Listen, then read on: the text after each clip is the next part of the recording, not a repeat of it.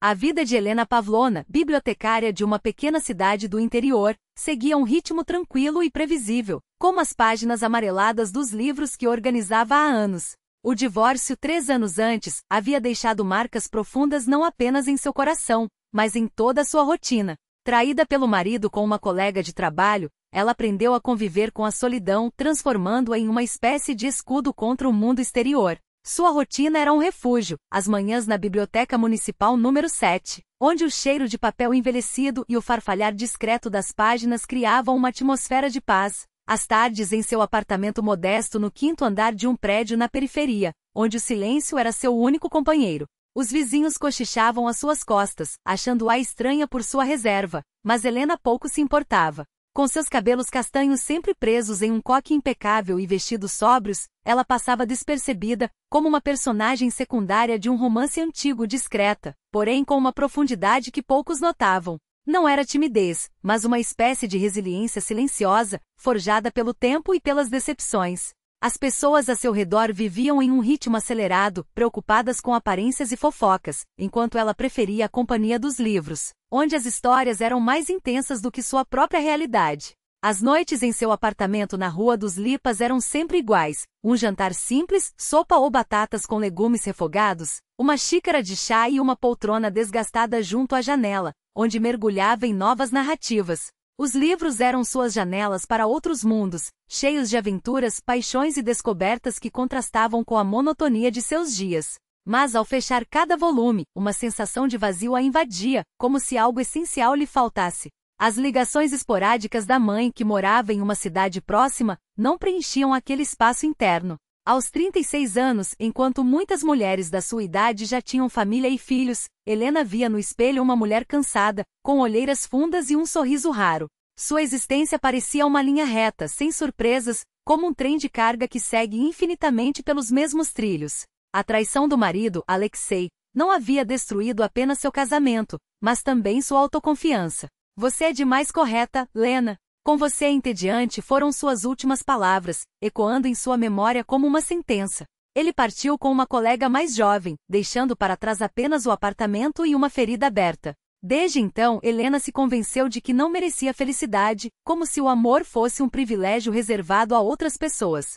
Até que uma noite chuvosa de novembro, enquanto a chuva batia monotonamente na janela, algo mudou. Ela ligou a televisão não para assistir a algo em específico, mas para afugentar o silêncio opressor que dominava o apartamento. O noticiário exibia uma reportagem sobre um orfanato, paredes cinzentas, camas estreitas cobertas por lençóis finos e no canto do quarto, crianças com olhares distantes, como se tivessem desistido de esperar por alguém. Helena apertou a xícara de chá com mais força, sentindo o coração se contrair diante daquela cena. Foi então que a câmera se deteve em 2 irmãos. O menino, de cerca de 5 anos, olhava fixamente para o chão, apertando contra o peito um urso de pelúcia surrado com uma orelha faltando. Ao seu lado, uma menina de tranças finas e desalinhadas tinha os olhos grandes e cheios de uma tristeza que parecia além de sua idade. A repórter explicava que Kirill e Sônia haviam ficado órfãos após a morte da mãe, o pai já os havia abandonado muito antes. Agora aguardavam por uma família que os acolhesse.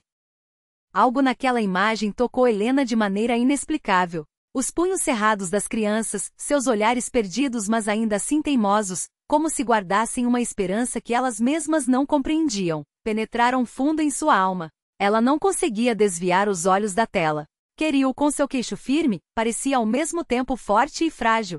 Sônia, abraçada a um lenço gasto como se fosse seu único tesouro, transmitia uma vulnerabilidade que, no entanto, não apagara por completo uma centelha de resistência em seu olhar. Lágrimas ardentes afloraram, surpreendendo-a. Por que aqueles crianças? Por que naquele momento? Sua vida era tão organizada, tão previsível. A biblioteca, os livros, as noites solitárias. Mas algo dentro dela se moveu, como se uma porta que nem sabia que existia tivesse sido aberta. Não era um impulso passageiro, mas uma certeza profunda, como se seu coração tivesse reconhecido aqueles 2 corações através da tela. Eles precisam estar comigo. A ideia surgiu de repente, mas com uma clareza tão intensa que tirou seu fôlego. Esperou que o sentimento passasse até o dia seguinte, que se dissolvesse na correria da rotina. Porém, ao acordar antes do amanhecer, soube que a decisão havia se fortalecido durante a noite. Sentada ao lado do telefone, segurava um papel com o número dos órgãos de adoção, encontrado na internet. Os dedos tremiam enquanto descava e sua voz, normalmente calma e firme, soava hesitante, como se temesse não ser levada a sério. Boa tarde. Gostaria de saber como faço para adotar 2 crianças, disse, e cada palavra parecia um passo em direção a um território desconhecido. Não era um abismo, porém. Era uma ponte levando-a para uma nova vida, uma em que 2 pequenos corações encontrariam um lar e o seu finalmente descobriria um propósito que há tanto tempo buscava. O que Helena não imaginava era que aquela decisão, tomada em uma noite de insônia, exigiria dela forças que não sabia possuir. Entrevistas, formulários, atestados de renda, referências do trabalho, cada etapa se transformaria em um teste de resistência. Cada visita dos assistentes sociais seria um exame de sua capacidade de amar e proteger. Mas, pela primeira vez em anos, ela sentia que valeria a pena lutar. Porque, no fundo, aquela não era apenas uma escolha por Kirill e Sônia. Era uma chance de resgatar a si mesma. Você vai conseguir, Helena Pavlovna? Perguntava a mulher idosa, inspetora de olhos cansados onde se lia um ceticismo que parecia ter sido esculpido por anos de decepções. Você está sozinha. O salário de bibliotecária não é grande e essas crianças. Elas são difíceis, com traumas. Histórias como essa raramente têm final feliz. As palavras atingiram Helena como uma faca. Ninguém sabia que ela mesma havia crescido sem pai, que sua mãe a criará sozinha, trabalhando em 2 empregos para sustentar a família. Como ousava insinuar que ela não seria capaz? Eu vou conseguir, respondeu com uma firmeza que surpreendeu até a si mesma. Tenho emprego estável, formação, um lugar para morar. E acima de tudo, quero dar a essas crianças um lar. A inspetora percorreu com o olhar a figura esguia de Helena, seu vestido simples, as pequenas argolas nos lábios, seu único adorno, e suspirou pesado. Sabe quantos entusiastas como você já vi em 20 anos? Chegam cheios de vontade, mas não aguentam. Devolvem as crianças, e para elas é uma traição dupla. Helena não desviou o olhar. Eu não vou devolver. E não era uma resposta para a inspetora. Era um juramento feito a si mesma. Nos raros momentos em que a dúvida a assaltava, geralmente à noite, quando o cansaço abria brechas na determinação, ela fechava os olhos e via Kirill e Sônia. Seus rostos tensos, os punhos cerrados, os olhos onde uma centelha de esperança tremia, talvez invisível para todos, menos para ela. Essas imagens a faziam se endireitar, respirar fundo e seguir em frente. Os vizinhos, ao descobrirem sua decisão, não esconderam o espanto. No corredor do prédio onde as senhoras costumavam se reunir, os sussurros começaram. O que ela quer com crianças? Mal dá conta de si mesma, balançava a cabeça tia Valia, do primeiro andar, ajustando o chale desbotado. Vive enfiada nos livros, nem a cabeça ergue. Que mãe ela vai ser? Sempre foi estranha, completava a outra com um tom de reprovação. Vivia quieta, e agora de repente quer adotar 2 órfãos. Imagina só. Helena ouvia aqueles comentários ao passar, seja ao sair para comprar pão ou ao voltar do trabalho. Não respondia, não discutia, mas cada palavra era como um alfinete cravado no peito. E se elas tiverem razão? E se eu não der conta? Mas então se lembrava dos olhos de Sônia, do silêncio teimoso de Kirill, e a incerteza se dissolvia em determinação. Na biblioteca, os colegas também não entendiam. Lena, tem certeza? Perguntava Irina, servindo chá na salinha dos funcionários. É uma responsabilidade enorme. E você nem é casada. Por que fazer isso? Helena sentia, escondendo o rosto atrás da xícara. Não queria explicar, porque não havia palavras para o que sentia. Não era lógica, era algo mais profundo, uma certeza que ardia dentro dela como uma chama silenciosa. Sabia no fundo que aquele era seu caminho. Os 2 meses de espera se arrastaram como uma eternidade. Helena mal dormia, checava o telefone 10 vezes por dia, com medo de perder uma ligação. Transformou o segundo quarto em um espaço para as crianças. 2 camas pequenas, uma escrivaninha, prateleiras para livros e brinquedos. Todas as noites entrava ali, passava a mão pelos cobertores cuidadosamente esticados e imaginava Kirill e Sônia dormindo ali seguros. No trabalho, sua mente divagava com frequência. Às vezes, parava no meio da catalogação de um livro, perdida em pensamentos. Será que vou conseguir me conectar com eles? Vão me aceitar? E se não gostarem da minha casa, da minha vida simples? Até que certo dia, o diretor da biblioteca, um homem idoso, de maneiras gentis, chamou-a em sua sala. Helena Pavlovna, notei que você não está bem ultimamente, disse, com uma franqueza que não deixava espaço para desculpas. Algo aconteceu? Ela hesitou por um instante, então se decidiu. Eu dei entrada nos papéis para adotar 2 crianças. Irmãos. O diretor ergueu as sobrancelhas surpreso, mas em seguida sorriu, com uma calorosa compreensão. Sabe, quando minha esposa e eu adotamos nossa Nastya também disseram que éramos loucos. Hoje ela tem 25 anos e é a melhor coisa que nos aconteceu. Aquela confissão breve aqueceu algo em Helena. Então não estou sozinha, pensou. Existem outros que entenderam esse chamado. E então, em uma manhã fria de novembro, quando a primeira neve cobria Novozarechensk com um manto branco e frágil, o telefone tocou. Helena Pavlovna? A voz do outro lado era profissional, mas havia um quente tom de satisfação por trás das palavras. Os documentos foram aprovados. As crianças estão esperando por você. Venha amanhã às 10 horas. Ela desligou e ficou paralisada, incapaz de acreditar. As lágrimas que havia contido por tanto tempo jorraram sem controle. Não eram lágrimas de medo ou dúvida, mas de alívio, de uma felicidade tão grande que doía. Aquele chamado que ouvirá 2 meses antes era real. Era seu. Olhou-se no espelho, enxugou o rosto e sorriu. Pela primeira vez em anos, seu sorriso não era um gesto mecânico, mas algo vivo, cheio de promessa. Pegou a bolsa com as roupas novas que escolhera com tanto cuidado, os brinquedos, os livros de figuras, vestiu seu único casaco elegante e partiu para buscar seus filhos. Naquele momento, ela ainda não sabia das noites em claro que viriam, das palavras duras que ouviria de estranhos, dos desafios que a esperavam. Mas uma coisa ela sabia com absoluta certeza: Kirill e Sônia não estariam mais sozinhos. E pela primeira vez em muito tempo, ela também não. A primeira noite com as crianças foi estranha. Eles estavam quietos, desconfiados, como se cada canto da casa escondesse uma armadilha. Kirill mantinha os olhos baixos, o maxilar tenso, enquanto Sônia choramingava baixinho, apertando contra o peito um cachorro de pelúcia surrado, sua única companhia vinda do orfanato. Este será o quarto de vocês, disse Helena, apontando para o cômodo claro, com 2 camas e a janela que dava para o grande bordo do quintal. Pensei que vocês iam gostar da vista. Na primavera, os pássaros fazem ninho ali. Kirill resmungou algo incompreensível. Sônia, enxugando as lágrimas, perguntou com uma voz trêmula: e não vão nos levar embora de novo? A pergunta foi como uma facada. Não era apenas o medo de um novo lugar. Era o peso de uma história de abandonos, uma ferida que talvez tivesse começado muito antes da morte da mãe. Não, respondeu Helena, ajoelhando-se à frente da menina. Agora está aí a casa de vocês. Eu prometo. Sônia a encarou por um longo momento, desconfiada, até que de repente estendeu o cachorro de pelúcia. Jura pela Masha. Helena pegou o brinquedo gasto, com uma orelha faltando, e disse com solenidade: juro pela Masha que vocês ficarão aqui para sempre. Algo como alívio brilhou nos olhos da criança, e ela esboçou um sorriso tímido pela primeira vez. Kirill, no entanto, permaneceu fechado. Sentou-se na cama, abraçou os joelhos e fixou o olhar na parede.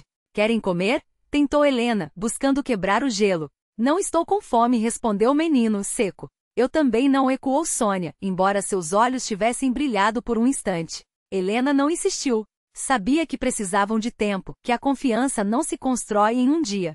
Em vez disso, propôs: que tal se eu lesse uma história antes de dormir? Para sua surpresa, Kirill levantou a cabeça. Qual livro? Tenho vários. As Aventuras de Neznayka, O Mágico de Oz, Tio Fiodor, O Cão e o Gato. O do Neznayka, interrompeu o menino, de repente decisivo. Minha mãe. Ele se calou, e seu rosto voltou a se fechar. Eu trago, disse Helena suavemente, fingindo não ter notado sua hesitação. À noite, sentou-se ao lado das camas, lendo em voz baixa. Sônia adormeceu rápido, mas Kirill ficou de olhos abertos por muito tempo, lutando contra o sono. Helena continuou a ler, até que suas pálpebras pesaram e sua respiração se tornou regular. Fechou a porta com cuidado e foi para a cozinha. O relógio marcava 3 da manhã. Preparou um chá e sentou-se à mesa, observando o vapor subir da xícara. Pela primeira vez em meses não se sentia sozinha. Pela primeira vez tinha um propósito que ia além de si mesma. E enquanto a neve continuava a cair do lado de fora, silenciosa e persistente, Helena soube que não importavam as batalhas que viriam. Ela já havia ganhado a mais importante, a chance de ser, finalmente, mãe. Helena permaneceu junto à janela, observando os flocos de neve cintilarem sob a luz fraca dos postes. Algo havia mudado nela naquele tempo. Ainda sentia medo, ainda duvidava, mas agora seu medo vinha acompanhado de uma determinação firme, e suas dúvidas, de uma esperança teimosa. Pela manhã, levantou-se antes de todos, preparou mingau com maçãs e tentou sorrir, embora o coração batesse descompassado de ansiedade. Quando Queril apareceu na cozinha, examinou o prato com desconfiança e perguntou secamente: "Sou alérgico à maçã. Vocês têm macarrão?" Helena hesitou. Macarrão no café da manhã? Mas o menino insistiu com um tom desafiador na voz. "Sempre como macarrão de manhã." Ela entendeu, era um teste. Ele estava medindo limites, verificando se ela iria impor, brigar ou ceder. Respirou fundo, e em vez de discutir, abriu o armário. "Sabe de uma coisa?" disse, pegando um pacote de macarrão. "Eu também gosto de macarrão de manhã às vezes. Quer que eu faça para a Sônia também?" Queril ficou momentaneamente confuso com aquela resposta, mas acabou assentindo, acrescentando com relutância: "Ela gosta com manteiga." "Obrigada por me avisar", sorriu Helena. Não teria adivinhado. Assim começaram seus dias juntos.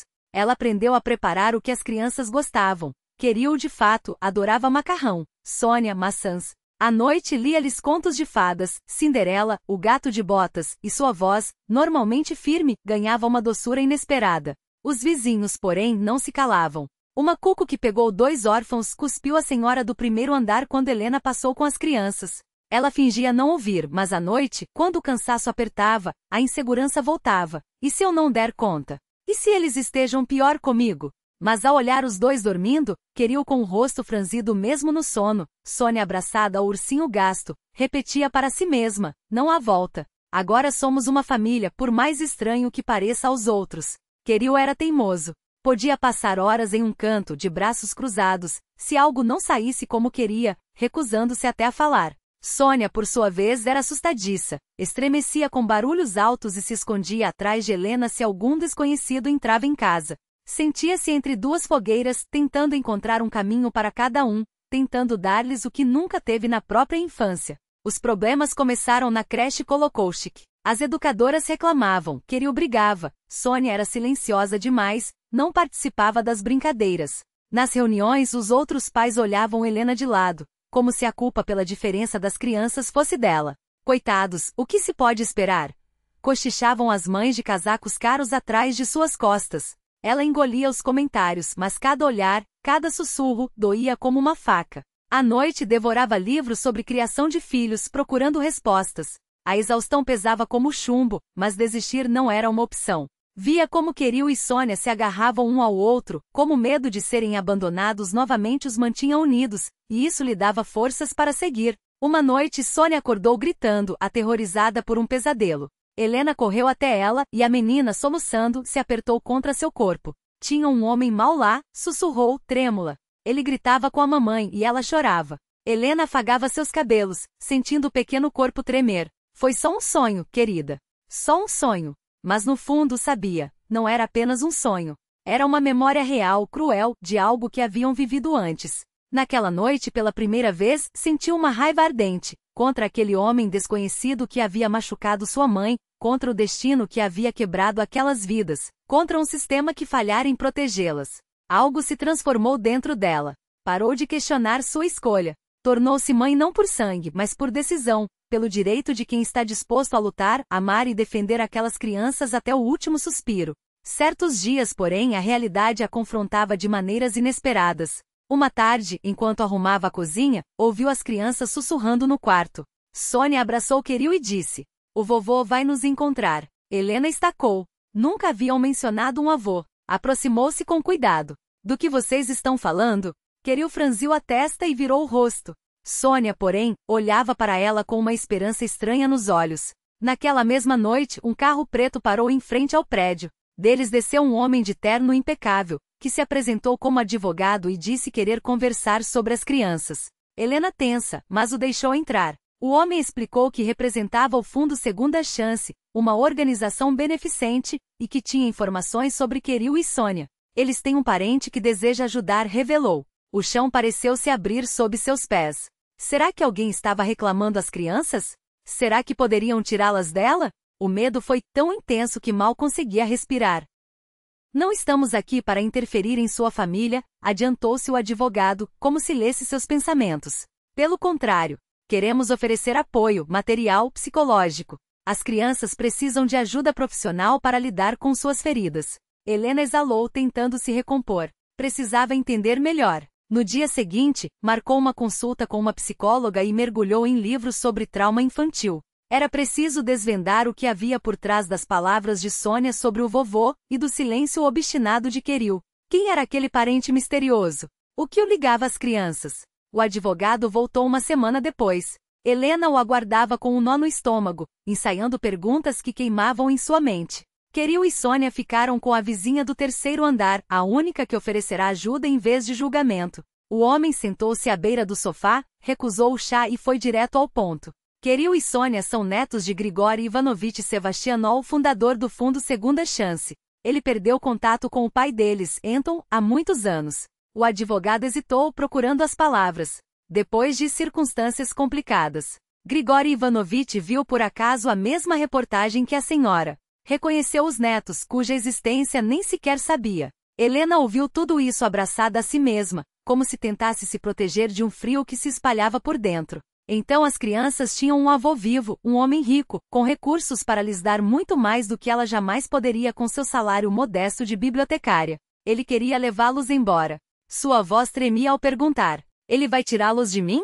O advogado levantou a mão em um gesto tranquilizador. Não, Helena Pavlovna. Grigori Ivanovich admira profundamente sua decisão, e é grato pelo que a senhora fez por seus netos. Ele apenas quer ajudar. O fundo oferece suporte integral. Uma babá, um psicólogo infantil, auxílio financeiro para suas necessidades. E no futuro, quando chegarem à idade escolar? Ela ficou em silêncio, digerindo as palavras. Seu orgulho resistia à ideia de aceitar ajuda externa. Sempre se vira sozinha. Mas poderia negar às crianças algo que melhoraria suas vidas só por teimosia? Preciso de tempo para pensar, disse por fim. Claro, concordou o advogado, estendendo-lhe um cartão. Ligue quando estiver pronta para discutir os detalhes. À noite, ao deitar as crianças, Helena perguntou com cuidado.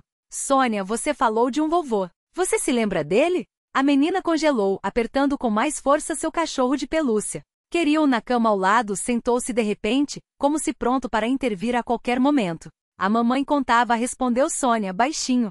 Ela dizia que tínhamos um vovô que morava em uma casa grande com um jardim, e que um dia ele nos encontraria. Mentira, cortou Queril, brusco. Não tem vovô nenhum, nem jardim. Sônia soluçou. Tem sim, Sônia respondeu, levantando o rosto molhado de lágrimas. A mamãe mostrava até uma foto. Cadê ela, essa foto? Queril desafiou, cruzando os braços. Não tem mais, Sônia soluçou, e o desespero na voz dela fez Helena abraçá-la com força, acariciando seus cabelos enquanto a menina se entregava ao choro. Aquela conversa havia aberto mais perguntas do que respostas. Onde estaria a foto que Sônia mencionava? Por que Queril negava com tanta veemência a existência do avô? Na manhã seguinte, Helena ligou para o advogado e aceitou a ajuda que ele oferecia. Não por si mesma, mas por aquelas crianças que, sem saber, haviam se tornado seu mundo. Foi então que conheceu Tamara Nikolaevna, uma babá de meia-idade, de sorriso tranquilo e mãos ágeis. Ela aparecia 3 vezes por semana, ajudando com as tarefas domésticas e cuidando dos pequenos quando Helena estava no trabalho. O mais importante, porém, era sua experiência com crianças que carregavam feridas invisíveis. Sabia como se aproximar sem assustar, como oferecer segurança sem sufocar. O psicólogo, um homem jovem de olhar atento, começou a trabalhar com Queril e Sônia, primeiro individualmente e depois juntos. Após algumas sessões, pediu para falar com Helena. Suas crianças passaram por um trauma profundo, disse ele, sério, escolhendo as palavras com cuidado. Não apenas a perda da mãe, mas, hesitou, uma tensão constante antes disso. Há sinais de que viviam em um ambiente de violência doméstica. Helena levou a mão à boca, contendo um suspiro. Desconfiava de algo parecido, mas ouvir a confirmação doía como um golpe. O psicólogo continuou, baixando a voz. Queril assumiu o papel de protetor. Ele se sente responsável pela irmã, mesmo sendo ainda uma criança. Sua agressividade é uma forma de controlar a situação, de não se deixar tornar vítima novamente. Já Sônia fez uma pausa. Ela se refugiou em um mundo de fantasias, onde existe uma figura salvadora, o avô. Mas o avô existe, Helena murmurou quase para si mesma. De verdade. E isso é bom, o psicólogo concordou. A realidade pode ser parte da cura, mas vai exigir tempo. Muito tempo, Helena Pavlovna. Com a chegada da ajuda, os dias ficaram menos pesados. Queril parou de brigar no jardim de infância, e Sônia passou a sorrir para estranhos, tímido, mas genuíno. Ainda se agarravam um ao outro como se o resto do mundo fosse uma ameaça, mas algo novo começava a brilhar em seus olhos, confiança. Certo dia, Sônia desenhou uma casa com um muro alto e disse que era lá que o vovô morava. Helena entendeu que o passado daquelas crianças era um quebra-cabeça que ela ainda precisaria montar. E a peça-chave era um homem que nunca vira, Grigori Ivanovich. A pequena vida de Helena, antes vazia e cinzenta, ganhava cores. Ainda se cansava, ainda duvidava, mas toda noite, ao deitar as crianças, sabia. Aquele era seu caminho, e não desistiria, acontecesse o que acontecesse. O apartamento na rua Lipová se transformou. Agora ecoava a risada de criança, brinquedos espalhados pelo chão e o cheiro de torta de maçã que Helena aprenderá a fazer com a receita de Tamara Nikolaevna. Os vizinhos pararam de cochichar pelas costas. Alguns até cumprimentavam quando a viam com as crianças no pátio. Certa vez, tia Valia levou um pote de geleia de cereja para os pequenos. Na biblioteca também notaram a mudança. Helena, antes tão reservada, passou a propor ideias. Sugeriu um clube de leitura infantil aos sábados e o diretor apoiou. Assim, outras crianças entraram em sua vida. E Kirill e Sônia finalmente tiveram a chance de conviver com colegas em um lugar seguro. Mas o maior marco foi a festa de Natal no Jardim de Infância Kolokouchik. Kirill e Sônia, vestidos de branco, deveriam recitar um poema com as outras crianças. Helena via o nervosismo deles, medo de errar, de serem ridicularizados, de esquecer as palavras. E se eu esquecer? Sônia perguntou na véspera, ansiosa. Vou estar na primeira fileira, Helena tranquilizou, segurando suas mãos. E se precisar, eu ajudo. Mas você não vai esquecer. Tenho certeza. No dia da apresentação, Helena conteve a respiração enquanto as crianças subiam ao palco. Suas vozes tremiam, mas se mantiveram firmes. Quando terminaram, ela mal conseguiu segurar as lágrimas de orgulho. A festa estava acabando, e as crianças já se dispersavam quando Helena ouviu. Um homem de suéter cinza, sem nada que o destacasse entre os outros pais. Não era jovem, os ombros levemente curvados, fios de cabelo branco escapando de um gorro mal ajustado. Mas seus olhos estavam fixos em Kirill e Sônia, e neles brilhava algo tão profundo, tão terno, que Helena prendeu a respiração. Ele os observava como se neles visse um mundo inteiro perdido, mas de repente reencontrado. Quando a apresentação terminou, o homem se levantou devagar, como se temesse espantar aquele momento. Caminhou até Helena com passos incertos. Eu sou o avô deles, disse baixinho, a voz quebrada. E ela viu as lágrimas escorrendo por suas faces marcadas pelo tempo. Não tentou escondê-las. Ficou ali curvado, os olhos úmidos, alternando o olhar entre ela e as crianças, que brincavam com enfeites de papel perto do palco. Me chamo Grigori, acrescentou, enxugando o rosto com a manga do suéter. Grigori Ivanovich Sevastianov. Helena não soube o que responder. Limitou-se a assentir, convidando-o a sentar ao seu lado. Ele obedeceu com um suspiro pesado, juntando as mãos sobre os joelhos, mãos grandes, cansadas, com veias saltadas e manchas da idade. Então começou a falar devagar, como se cada palavra fosse arrancada de um lugar profundo dentro dele. Meu filho, Anton. Ele era minha luz, iniciou, olhando para longe. O criei sozinho depois que minha esposa morreu. Ele tinha 5 anos. Câncer. Os médicos não puderam fazer nada. Calou-se, cerrando os punhos. Trabalhei dia e noite para que não lhe faltasse nada. Comida na mesa, roupa quente e livros para a escola. Mas era rígido demais. Quis que fosse forte, que não se quebrasse como eu depois que ela se foi. Outra pausa. Helena viu seus dedos tremendo, a luta para conter novas lágrimas. Anton era teimoso, continuou. Igual a Kirill, o mesmo olhar, o mesmo queixo. Mas não sabia conversar com ele. Só exigia obediência que fosse o melhor. E ele queria a liberdade. Queria viver do jeito dele. Uma vez, engoliu em seco, como se algo tivesse preso em sua garganta. Brigamos. Ele tinha 19 anos. Disse que se não vivesse pelas minhas regras, poderia ir embora. E ele foi. As lágrimas agora escorriam sem controle. Grigori cobriu o rosto com as mãos, como se quisesse esconder-se daqueelas lembranças dolorosas. Pensei que voltaria, murmurou, voz abafada. Que em uma semana, um mês, batia na porta e dizia, pai, me perdoe. Mas não voltou. Soube depois que havia se mudado para outra cidade. Casou-se. Depois, sua voz falhou e alguém me contou que começou a beber. Ergueu a cabeça, e seus olhos encontraram Kirill, que naquele momento ria, mostrando a Sônia um origami de tsuru que fizera. Anton morreu há 5 anos, disse, a voz quebrando. Do álcool. Nem sabia que tinha família. Que tinha filhos. A mulher dele fez uma pausa. Também não resistiu. Foi embora pouco depois. E essas crianças, Kirill e Sônia, ficaram sozinhas. Juro que não sabia. Sua voz era um sussurro rouco. Não fazia ideia.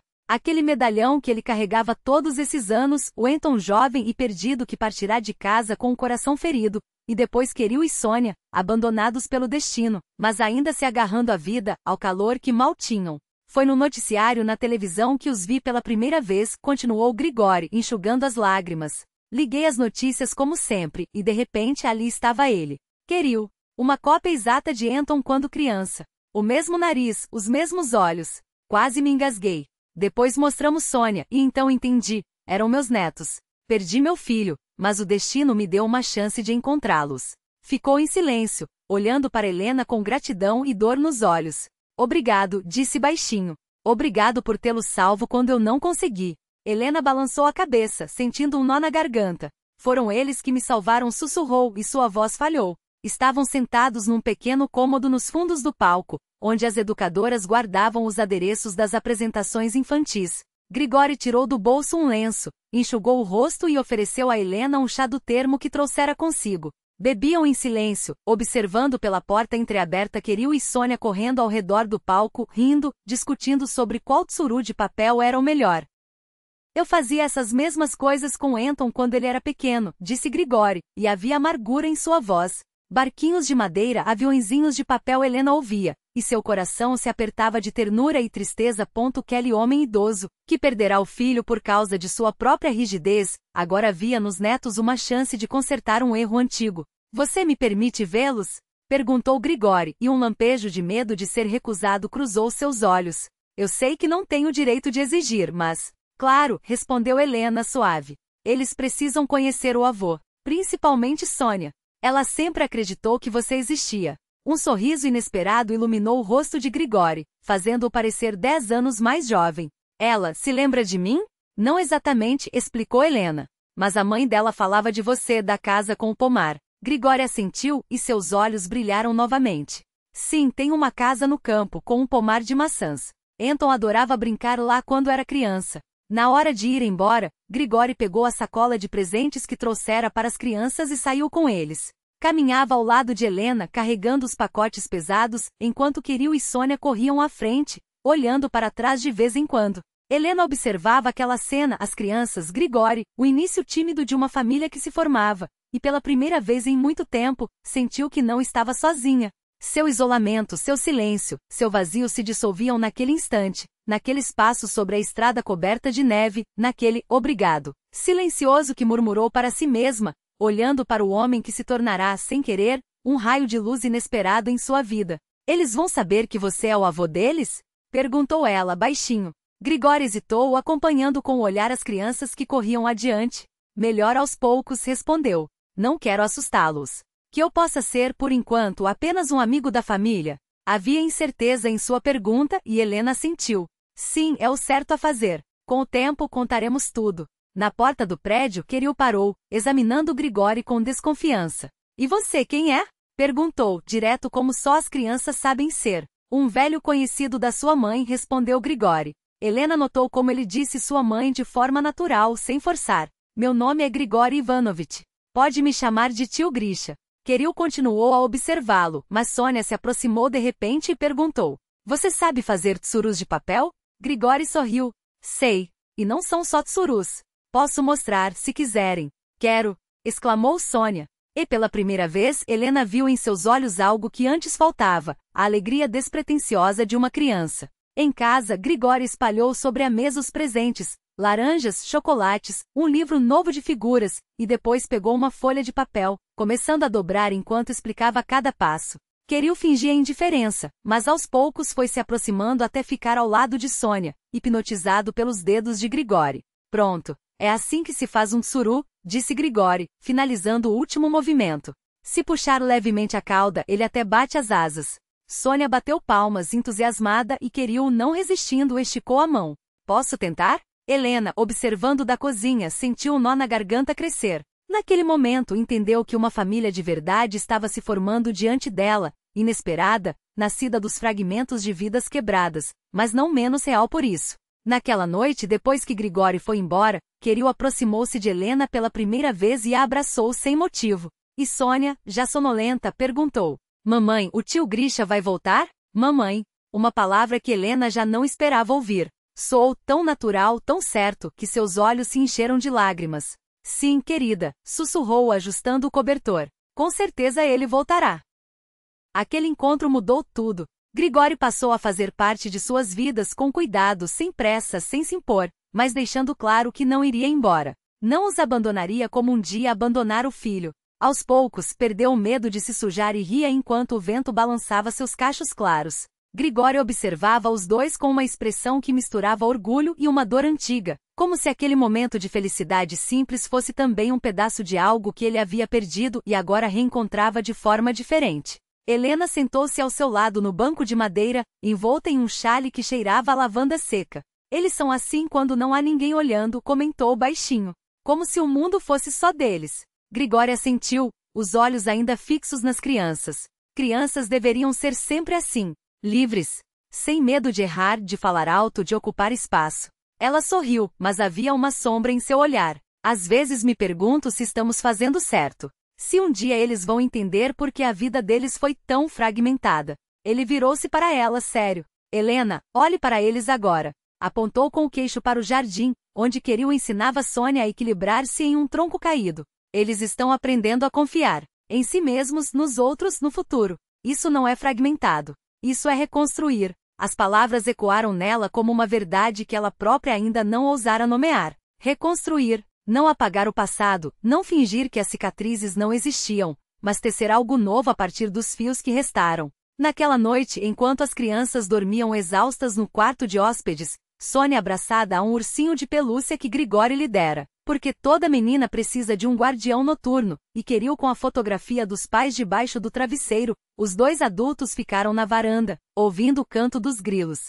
O ar cheirava a terra molhada e a lenha queimada. Você nunca me contou sobre a esposa, disse Helena, depois de um longo silêncio. Só que ela se foi. Grigori olhou para as mãos grossas e marcadas pelo tempo, que seguiam o copo de chá como se buscassem nele uma resposta. Ana. O nome saiu como um suspiro. Ela era professora. Ensino fundamental. Adorava crianças, mas não pôde ter filhos. Fez uma pausa, engolindo algo amargo.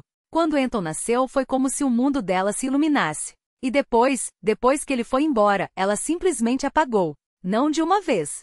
Devagar. Como uma vela que derrete até não sobrar nada. Helena não disse nada. Não havia palavras para preencher aquele vazio. Mas entendeu então porque Grigori olhava para Queril e Sônia com aquela mistura de culpa e devoração. Como se cada risada deles fosse um perdão que ele não merecia, mas aceitava com gratidão. Às vezes, continuou ele, a voz rouca, me pergunto se ela teria perdoado meu silêncio. Todos aqueles anos em que não falei do filho, em que fingi que a dor não existia. Ela amava você, disse Helena, com uma certeza que não sabia de onde vinha. Isso não se apaga. Grigori não respondeu.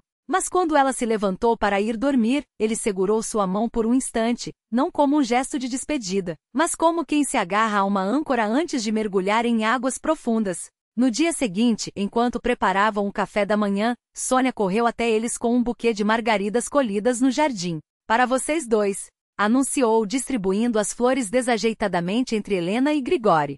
Queril, que até então fingia não estar prestando atenção, murmurou algo sobre coisas de menina, mas Helena viu como ele observava do canto do olho, o modo como Grigori guardou a flor no bolso da camisa, como se fosse um tesouro.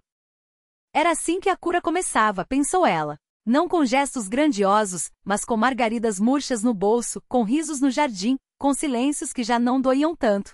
E pela primeira vez em anos, Helena permitiu-se acreditar que talvez, só talvez, ela também merecesse um pouco daquilo, daqueles pequenos pedaços de luz. Acolhida ao lado de Helena, a pequena observava as estrelas e fazia perguntas sem fim sobre o universo. Talvez ela vire astronoma? Sorriu Grigori, olhando para a menina com um orgulho que não tentava esconder. Quando as crianças finalmente adormeceram no quartinho do segundo andar, Helena saiu para a varanda e encontrou Grigori ali. Ele estava sentado na velha cadeira de vime, os olhos perdidos no jardim escuro. Hoje, pela primeira vez em muitos anos, senti que esta casa voltou a ter vida, disse ele sem se virar. Ouviu Queril rindo? Anton ria assim na idade dele. Helena sentou-se ao seu lado, envolvendo-se no xale. É bom aqui. Tranquilo, pensou. Grigori hesitou, procurando as palavras. Talvez vocês três devessem se mudar para cá. A casa é grande, tem espaço. As crianças precisam de ar, de liberdade. E você poderia trabalhar na biblioteca local. estão precisando de alguém. Helena não respondeu de imediato. A proposta era inesperada, mas estranhamente não soou estranha nem assustadora, como se uma parte dela já estivesse preparada para aquele giro do destino. E você? Perguntou finalmente. Onde ficaria? Poderia ficar no apartamento da cidade, mas ele se virou para ela, e à luz da lua seu rosto parecia mais jovem, mais suave. Gostaria de estar perto das crianças. E de você? Se me permitir. Não havia uma declaração explícita em suas palavras, mas Helena sentiu o fio invisível de entendimento que se esticava entre eles. Ambos tinham sido feridos pela vida, haviam perdido a fé no amor e na felicidade. Talvez por isso conseguissem se compreender sem precisar de muitas palavras. Vou pensar, respondeu baixinho, mas em sua voz não havia recusa, apenas uma promessa. O verão chegou sem aviso, trazendo consigo novas mudanças. Com a ajuda do fundo e de Grigori, Helena mudou-se para casa com jardim em Novozarechinskaya. Não de uma vez, mas aos poucos. Primeiro nos fins de semana, depois por uma semana, até que se decidiu de vez. Doía deixar a biblioteca da cidade, mas encontrou trabalho na biblioteca local, e a vida no campo dava às crianças algo que a cidade nunca poderia oferecer: liberdade. No jardim crescia a macieira que Sônia tanto amava, e lá estava a velha mesa de madeira onde a família se reunia. Grigori morava no anexo, mantendo uma distância delicada, mas sempre por perto, ajudando nas tarefas, brincando com as crianças, resolvendo os infinitos problemas do dia a dia. Em uma noite quente de verão, quando as crianças já dormiam no andar de cima, Helena e Grigori estavam na varanda, observando o pôr do sol. O ar cheirava a grama cortada e maçãs. O Queril me perguntou hoje por que não moro na casa principal, disse Grigori de repente. Disse que ficaria mais tranquilo se estivéssemos todos sob o mesmo teto. Helena sorriu. Queril, apesar de reservado, estava se tornando cada vez mais direto em expressar seus sentimentos. E o que você respondeu? Que a decisão é minha. Pela primeira vez, ele usou você informal, e soou tão natural que parecia que sempre haviam se tratado assim. Helena, sei que não somos jovens para romantismos, mas poderíamos tentar ser uma família. De verdade. Pelas crianças, e talvez por nós mesmos. Ele não se ajoelhou nem fez discursos grandiosos. Apenas cobriu a mão dela com a sua áspera do trabalho, quente, e olhou nos seus olhos. E Helena, a mulher que 3 anos antes achava que sua vida havia terminado, que temia o futuro e não acreditava em felicidade, respondeu baixinho: sim. Aquela palavra simples era o resultado de um longo caminho, do isolamento à plenitude de uma vida em família. Um caminho que começou com uma reportagem na televisão e levou a uma casa com pomar de maçãs, onde 4 destinos quebrados se entrelaçaram em uma única história, a de uma família nascida contra todas as expectativas. 10 anos passaram como um instante. O pequeno apartamento na rua Lipovaia ficou no passado, assim como as noites solitárias de Helena com um livro junto à janela. Sua vida mudou completamente depois do casamento com Grigori. A casa com o pomar em Novozarechinskaya tornou-se um verdadeiro ninho familiar, onde cada canto guardava suas próprias memórias. As marcas de bicicleta nos degraus da varanda, as risquinhas de altura das crianças na porta da cozinha, as manchas coloridas no chão do sótão, onde Sônia montara seu primeiro ateliê. A vida seguia seu curso. Primaveras davam lugar a verões escaldantes. O outono pintava o jardim de tons ardentes. Os invernos envolviam a casa em um cobertor de neve, e a família crescia junto com as macieiras que Grigori e Queril plantavam a cada primavera. Sua árvore já está mais alta que você, dizia Grigori ao Queril de 15 anos, parado ao lado de uma jovem macieira. Lembra quando plantamos esta muda no seu 10º aniversário? Queril assentia, apoiando a palma da mão no tronco. Havia se tornado um jovem forte, alto, surpreendentemente parecido com o avô, não apenas no rosto, mas no caráter, sólido de poucas palavras, com uma firmeza interior que todos percebiam. Na escola de Novozarechinskaya, para onde se mudaram, Queril logo se tornou um líder não oficial da turma, não o mais barulhento, mas aquele cuja opinião era ouvida. Estudava bem, especialmente matemática e física, e sonhava em ser engenheiro como o avô na juventude. Quero construir uma ponte, disse certa vez ao jantar. Uma grande sobre o rio, perto daquelas colinas íngremes. As crianças de Zareche têm que fazer um desvio enorme para chegar à escola. Sônia riu. Você sempre foi prático. Construa algo bonito. Uma torre de observação no morro ou uma fonte na praça. Ela havia se tornado uma verdadeira beleza. Suas tranças finas deram lugar a longos cabelos ondulados, dourados como trigo maduro. Sua natureza artística transbordava em tudo, desenhava, dançava no centro cultural local e escrevia poemas publicados no jornal do distrito. Na escola, era querida pela franqueza, pela disposição em ajudar, pela capacidade de enxergar beleza até nas coisas mais simples. Quero publicar um livro, dizia, rodopiando pelo quarto com um vestido feito por ela mesma. Com meus poemas e desenhos, para que todas as crianças que estão tristes possam lê-lo e se sentir melhor. Helena ouvia seus sonhos com um orgulho quieto. A cada vez que olhava para eles maravilha-se, como aqueles dois pequenos assustados, fechados em si mesmos, haviam se transformado em adolescentes tão seguros, tão determinados. Na escola, eram respeitados. Queriu era o representante da turma, e Sônia se apresentava em todos os espetáculos. Os professores muitas vezes diziam a Helena: essas crianças têm uma força que não se quebra. Elas conhecem o valor da vida, comentou certa vez o diretor. Há nelas uma profundidade que não se vê em crianças mimadas, sem problemas. Helena se orgulhava deles. Ainda trabalhava na biblioteca, mas agora não era mais apenas a funcionária silenciosa. Era conhecida como a mulher que deu a 2 crianças uma nova vida. Passou a ser convidada para palestra em escolas do distrito sobre leitura infantil. Outros pais adotivos buscavam seus conselhos. No Fundo Segunda Chance foi criado um clube de apoio a adotantes, e Helena conduzia os encontros semanais. Você conseguiu onde muitos teriam desistido, disse-lhe uma jovem que havia adotado recentemente. Como fez isso?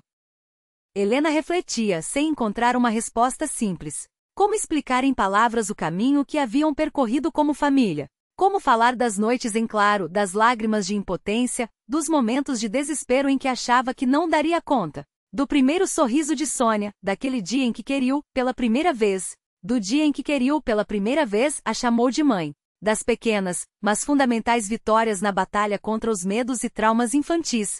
Do amor, da paciência e da fé inabalável de que até o coração mais ferido pode sarar. Foi assim que conseguimos, respondia ela com simplicidade, como se o caminho não tivesse sido pavimentado com dúvidas e lágrimas.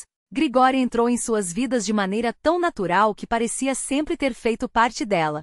Não foi apenas um avô para Queriu e Sônia, mas o elo que uniu definitivamente aquela família. As crianças o chamavam de Ded Grisha, e ele se iluminava com aquelas 2 palavras, como se tivesse recebido a maior condecoração da vida. Ao longo dos anos, Grigori mudou. Tornou-se mais terno, mais aberto, aprendeu a expressar sentimentos que antes mantinha trancados. Ensinou Queriu a consertar eletrodomésticos e a construir prateleiras. Para Sônia, contava histórias da infância no pós-guerra, como sua geração sobreviveu à escassez, como encontraram alegria em coisas simples. Sabe qual era a nossa maior riqueza? Dizia ele, balançando-se na varanda ao lado da neta. Uma faca canivete. Com o canivete, o menino se tornava rei do quintal. Esculpiam apitos de madeira de aveleira, construíam cabanas, fabricavam estilingues. Sônia ouvia de boca aberta e depois anotava tudo em um caderno especial, a história do vovô. O Fundo Segunda Chance, criado por Grigori, seguia transformando vidas. Era reconhecido na região como uma das organizações mais eficientes, mas para Helena e as crianças, ele era simplesmente Ded Grisha, o homem de olhos bondosos, mãos quentes e o hábito de trazer pão fresco aos domingos. Estou pensando em expandir o trabalho do fundo, anunciou certa noite durante o jantar. Quero abrir um centro de aconselhamento para pais de adolescentes difíceis. Há muitos casos e pouca ajuda. Helena apoiou a ideia imediatamente. Via como o fundo preenchia Grigori de propósito, como o ajudava a lidar com a culpa antiga pela relação conturbada com o filho, uma ferida que, embora cicatrizada, nunca desapareceu por completo. Casaram-se no 2º ano após a mudança para casa com jardim. Não houve cerimônia pomposa, apenas um almoço íntimo com amigos próximos. Queriu carregou as alianças, e Sônia espalhou pétalas pelo caminho. Para as crianças, aquele foi o selo oficial do que já sabiam há muito. Eles eram uma família. Agora você é nossa vovó de verdade, disse Sônia, aninhando-se nos braços de Helena naquela noite. Não, querida, corrigiu ela, suave. Sou sua mãe. E Grigori Ivanovich seu avô. Assim ficou, resumiu a menina. Ficou bem, concordou Helena. Como nos contos de fadas. Mas a vida não é conto e o tempo não perdoa. Numa tarde fria de fevereiro, enquanto a neve dançava além das janelas, Grigori Ivanovich sentiu-se mal, queixou-se de cansaço, deitou-se para descansar e não acordou mais. Os médicos disseram que seu coração parou tão silenciosamente quanto ele viveu nos últimos anos. Tinha 72. A perda foi um golpe. A casa, antes cheia de vida, ficou vazia. Queriu, geralmente contido, chorou no alpendre, apertando contra o peito a chave de fenda que o avô lhe dera de presente no aniversário de 14 anos. Sônia desenhava seu retrato, os cabelos brancos, o suéter cinza, o sorriso nos cantos dos olhos, e sussurrava que ele ainda estava ali. Helena percorria os cômodos, tocando suas coisas, o casaco desgastado, os livros de história que relia, as ferramentas no galpão. Cada objeto doía como uma faca. Já havia perdido antes. Os pais, o primeiro amor, a fé nas pessoas após a traição do marido. Mas aquela dor era diferente. Mais profunda, como se tivessem arrancado o chão sob seus pés, a base em que aprenderá a se apoiar. O enterro foi simples. Vieram amigos de Grigori, colegas do fundo, vizinhos, até mesmo alguns que outrora criticaram Helena por adotar crianças problemas. Todos falavam do homem generoso, sábio, autêntico. De como mudou vidas com sua compaixão e disposição para ajudar. Sônia leu um poema que escreveu para ele. Queriu depositou sobre a lápide uma miniatura de ponte de madeira, feita juntos no verão anterior, símbolo de um sonho que Grigori nunca deixou de alimentar. Naquela noite, depois que as crianças dormiram e o silêncio envolveu a casa, Helena sentou-se à escrivaninha de madeira escura. À sua frente, um caderno de couro, aquele em que Grigori anotava ideias para o fundo. Abriu uma página em branco e começou a escrever. Grisha, não sei se me ouve agora, mas preciso agradecer. Há 10 anos, você nos encontrou a mim, a Queril, a Sônia. Não nos deu apenas ajuda, deu-nos uma família. Esteve ao meu lado quando duvidei, quando me esgotei, quando temi não conseguir. Ensinou-me a acreditar em mim e as crianças, a acreditar no bem e na justiça. Vejo você neles todos os dias, na teimosia de Queril, nos devaneios de Sônia, na força que herdaram de você.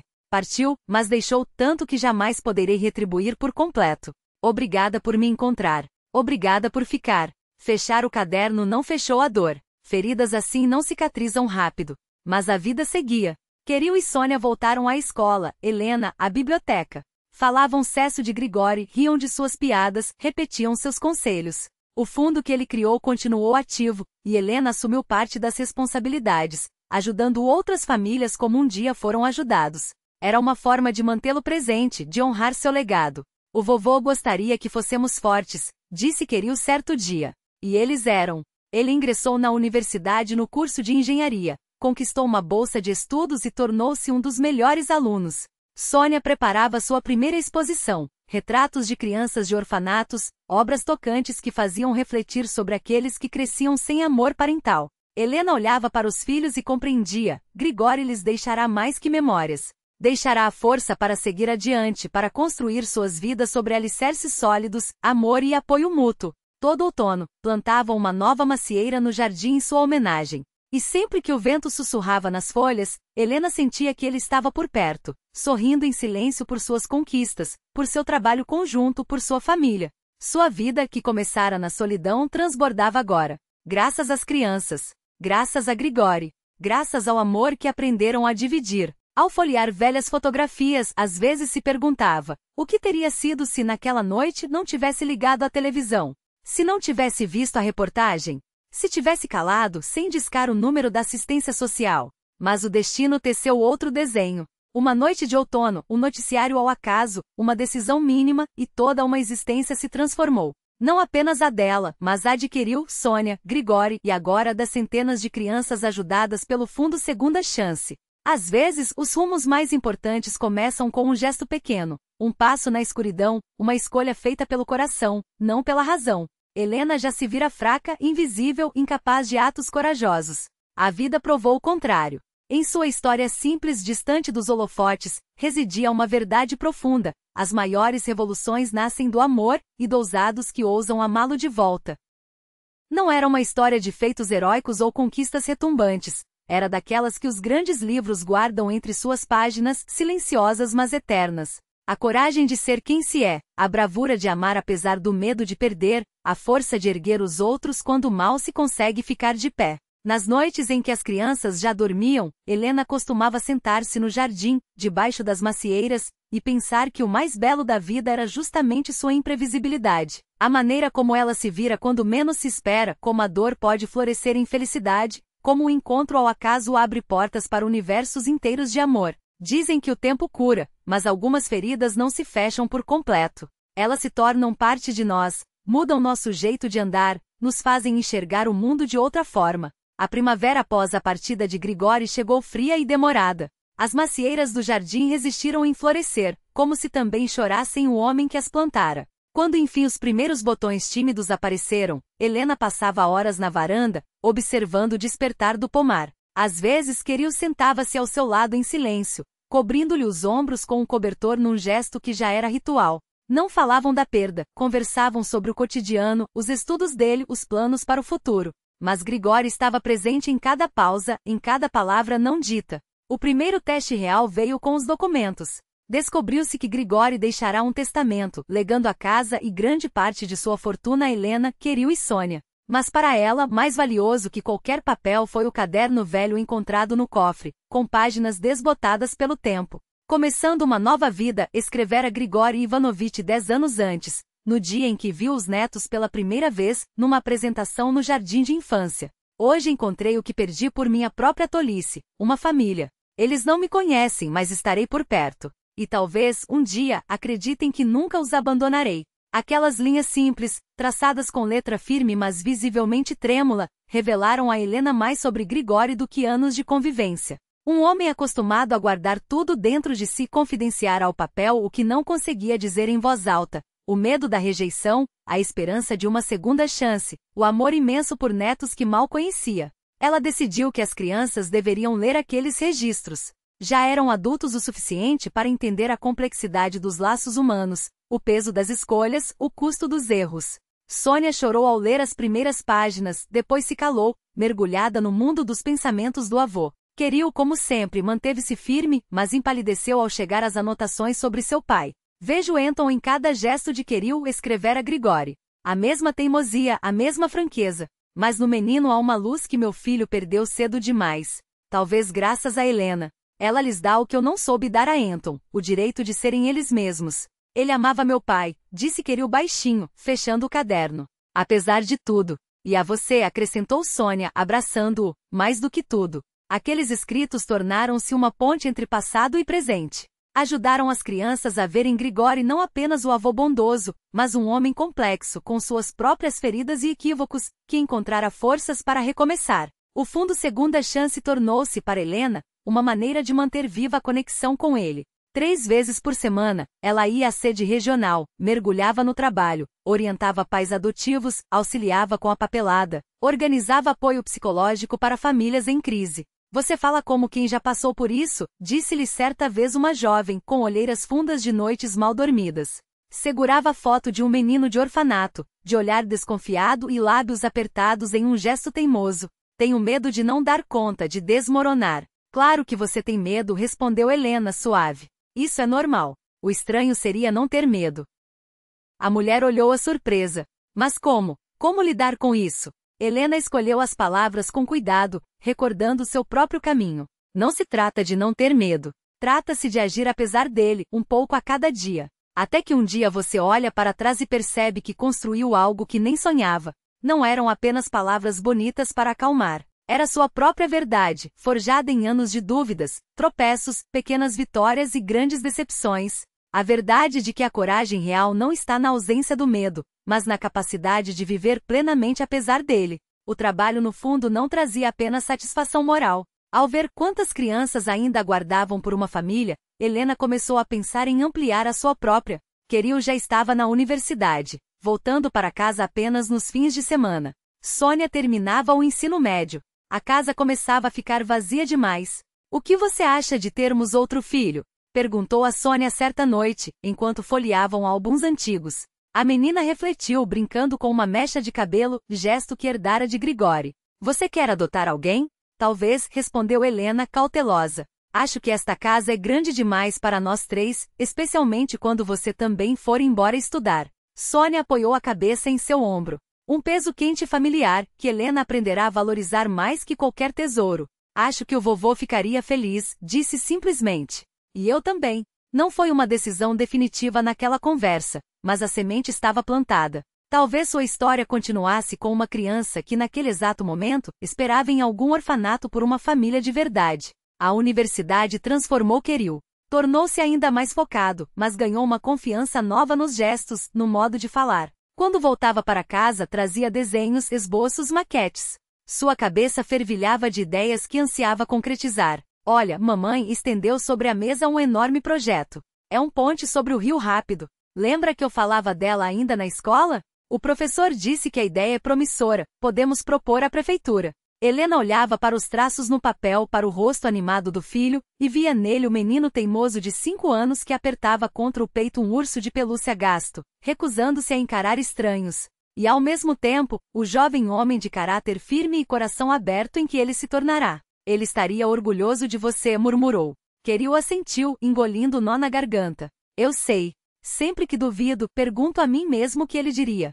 Sônia escolheu um caminho diferente. Foi aceita no Instituto de Artes, no curso de design gráfico. Seus desenhos penetrantes, cheios de uma luz interior mesmo nos temas mais sombrios, chamaram a atenção da banca examinadora. Quero criar uma série de ilustrações para crianças de orfanatos, explicava, mostrando os rascunhos a Helena. Para que elas se vejam como heroínas de suas próprias histórias, para que saibam que suas vidas também podem ser um conto de fadas. Naquelas palavras, Helena ouvia o eco de seus próprios pensamentos, de suas esperanças. Ela dera às crianças um lar, amor, uma família. E agora elas levavam isso adiante, cada uma à sua maneira, continuando a obra que ela e Grigori haviam começado. Naquele outono, 1 ano e meio após a partida de Grigori Ivanovich, reuniram-se no jardim, Helena, Kirill, Sônia, vizinhos, amigos, colegas do Fundo Segunda Chance. A ocasião era especial. Pela primeira vez, as macieiras do pomar davam frutos, e a árvore que Grigori plantara pouco antes de sua morte. Pela vida, disse Kirill, erguendo um copo de suco de maçã. Pela vida que persistia, apesar de tudo. Os frutos daquele pé eram especiais, doces com um leve toque ácido, suculentos. Grigori sempre dizia que cada macieira tinha seu próprio caráter, e aquela parecia ter herdado o dele, generosa, de raízes fortes, capaz de dar frutos mesmo sob céus hostis. Quando os convidados se despediram e a noite caiu, Helena permaneceu sentada sob aquela mesma árvore. O ar outonal era cristalino, impregnado do aroma das maçãs maduras e da grama secando. No alto, as primeiras estrelas piscavam tímidas. Em momentos como aquele, ela sentia Grigori não como uma sombra do passado, mas como parte essencial daquele lugar, daquela família, daquela vida que agora seguia um novo roteiro. Havia tempos em que seu mundo se resumia a um pequeno apartamento e a uma biblioteca. Agora ele abrigava destinos, histórias, as de seus filhos, as das crianças ajudadas pelo Fundo Segunda Chance, as das famílias que se encontraram graças ao trabalho deles. A perda de Grigori não apagara nada daquilo, pelo contrário, tornara tudo mais vivo, mais significativo. Como se sua partida lhes tivesse lembrado da fragilidade e do valor de cada dia, de cada sorriso, de cada "eu te amo" dito no momento certo. 3 anos depois que Grigori se fora, o fundo recebeu um pedido incomum. Uma jovem jornalista de um veículo regional queria produzir uma série de reportagens sobre famílias adotivas, não apenas dados ou relatórios oficiais, mas histórias humanas reais. As pessoas precisam ver não só os problemas, mas também os finais felizes, disse ela ao encontrar Helena. E a história de vocês me parece especial. Helena hesitou. Nunca buscará holofotes, nem via seu caminho como extraordinário. Mas então pensou nas mulheres e nos homens que naquele exato momento, podiam estar no mesmo cruzamento em que ela esteve anos antes. Aqueles que ouvem a voz interior chamando-os a dar um lar a uma criança, mas temem dar o primeiro passo. Está bem, concordou. Mas só se as crianças concordarem. Kirill e Sônia não apenas concordaram como se envolveram ativamente no projeto. Falavam diante das câmeras sem rodeios, sobre os medos das crianças abandonadas, sobre as dificuldades de adaptação, sobre os pesadelos que as assombraram por anos, sobre a cura gradual, sobre o amor que vai além dos laços de sangue. Nossa mãe nos escolheu, disse Sônia, olhando diretamente para a lente. E nós a escolhemos. Era isso que tornava seu vínculo único. Quando o material foi publicado, o fundo foi inundado por ligações, de potenciais pais adotivos, de quem queria ajudar financeiramente ou como voluntário, de pessoas simplesmente tocadas pela história. Um telefonema, porém, comoveu Helena de modo especial. Do outro lado da linha, uma voz rouca de emoção se apresentou como tia Nadieda, prima de Grigori. Perdi contato com ele há muitos anos, quando me mudei para o Extremo Oriente. Mas vi a reportagem, a foto. Aqueles olhos são nossos, do Sebastianov. E essa menina, Sônia, é a cara da mãe dele quando jovem. Assim, tia Nadieda entrou em suas vidas, a última representante da geração mais velha da família, guardiã de histórias e fotografias antigas. Ela passou o verão inteiro com eles, e a casa encheu-se de relatos sobre os ancestrais de Queril e Sônia, pescadores, construtores, professores, pessoas de destinos diversos, mas unidas por um traço comum, a teimosia que os definia. Para as crianças, aquelas histórias foram um fio que as conectava não só a Grigori, mas a um passado mais distante, dando-lhes algo que muitas vezes falta às crianças adotadas, a sensação de raízes, de pertencer a uma longa cadeia de gerações. Helena, por sua vez, refletia cada vez mais sobre o mosaico surpreendente que o destino compusera com os cacos de suas vidas. Um simples documentário na TV a levará a um orfanato, a decisão de adotar duas crianças a unir a Grigori, dando a ambos uma segunda chance de família.